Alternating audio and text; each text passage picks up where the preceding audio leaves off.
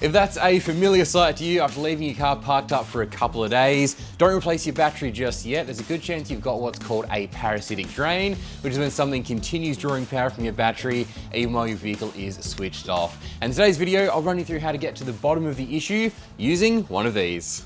So this is actually a problem I was experiencing with the D-Max a couple of weeks ago, and after a bunch of troubleshooting, I finally got to the bottom of the issue, and I thought it was worth running you guys through the process I used to identify the fault in case you're experiencing something similar. Now, this method will work with any vehicle type as well. It doesn't matter if you drive a petrol, a diesel, a four-wheel drive like the D-Max, a passenger car, a scooter even. This method will definitely point you in the right direction. All you'll need to complete the diagnosis is a cheap multimeter, but it does have to be able to measure current draw. So look for a mode that either has an A symbol or sometimes it will say 10A instead for 10 amps. This one cost me, I think, less than 50 bucks. So I'll chuck a link to this one in the description down below if you're wanting to get the exact same one. Other than that, a couple of test leads with little alligator clamps on the end will definitely make your life a little bit easier, but you don't need these. You can get away without them. And you'll need some basic spanners and sockets to disconnect your battery.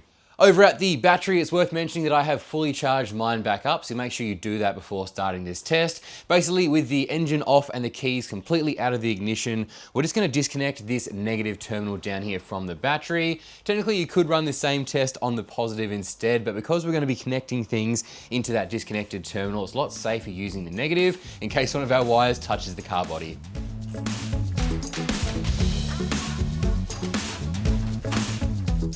With the earth disconnected, we need to turn our multimeter across to measure amps, and we also have to swap the positive plug here across to the 10 amp slot on the opposite side. Now, it's probably worth mentioning that while you've got your multimeter set up to measure amps like we do right now, don't go connecting it to the positive and negative of your battery or any other circuit like you normally would to measure voltage, because what will happen is you'll blow the small 10 amp fuse inside your multimeter. Now, we need to connect the battery clamp we just removed to one side of our multimeter like this, and then connect the negative post from the battery to the other side of the multimeter. I'm using my test leads to make things a little bit easier, but so long as your multimeter ends up connected like this, it doesn't really matter how you get it done. It doesn't really matter which way around you connect the red and the black either. All that's going to change is whether the reading is positive or negative. Our multimeter is now connected in the middle of our power setup, and any power drawn is shown on the screen right here. Now, it's really important you obviously don't try and start your car or even put your keys back in the ignition, because that 10 amps written on the front of the multimeter is the maximum amount of current it can handle flowing through it. So if you jump in, turn your headlights on or crank your stereo, you'll go above that really quickly and you'll blow the fuse in your multimeter, and then you won't be able to read anything. Secondly, most modern vehicles stay awake for a little while when you shut them down, and because we've essentially just reconnected the battery through our multimeter, we've basically reset the clock. So what I need to do now is leave the vehicle for a while, don't touch any buttons, don't unlock the doors, don't lock the doors, just essentially leave it exactly as it is and come back in around half an hour. Alrighty, it's been roughly half an hour. We're ready to take a look at our multimeter and see how much power is being drawn. Now, we do expect to see something here because your vehicle needs a small amount of power to keep your radio settings, your trip readings and all that stuff, but it shouldn't be much at all. So most modern vehicles will settle somewhere between 0.02 and 0.05 amps, sometimes maybe a tiny bit more, but anything above 0.1 amps is definitely worth investigating. So let's take a look. As you can see here, mine is sitting at around 0.18, which tells me that something is drawing between 0.1 and 0.13 amps when the vehicle is turned off. And that explains why the D-Max has been struggling to start after being parked up for a few consecutive days.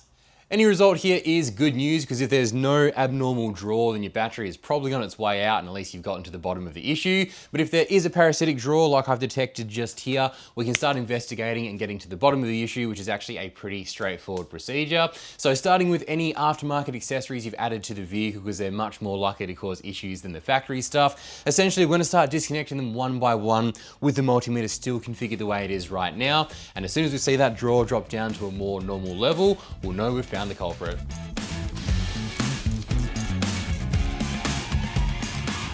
So first accessory, no change, and don't mind my messy wiring. Second accessory, also no change. Third accessory, still no change. Fourth accessory, look at that, our draw drops down to a much more normal level of 0.05 amps, which is perfect. And when I reconnect this one just here, the draw jumps straight back up to 0.18. So we have definitely found the culprit. Now, I did actually find this out a couple of weeks ago and I traced that wire all the way back to my canopy setup. My guess is that for the keyless entry system and all those electrics to remain active and ready to receive signals, it's got a constant 0.1 amp draw or thereabouts. And no doubt it has done for the entire life of the canopy as well. I just didn't notice because it's not a massive draw, and with the amount I was driving, I was constantly topping that battery back up again. But now that I know about it, it's a super easy fix. I'm just going to swap all the electrics for that canopy setup over to the big lithium battery in the canopy itself. So all that stuff will still work just fine. It just won't be taking any power from the cranking battery. If you've disconnected all your aftermarket accessories and you've still got that parasitic draw, the next step is to dive a little bit deeper. And the easiest way to do this is to find your factory fuse box, which is normally under your dashboard. Get your diagram handy and start pulling fuses one at a time to find out what's causing the issue. Well, I hope that's helped you get to the bottom of any issues you might be experiencing with your battery. If you guys have any questions, let me know in that comment section down below. Thank you so much for watching this video, and I'll catch you in the next one.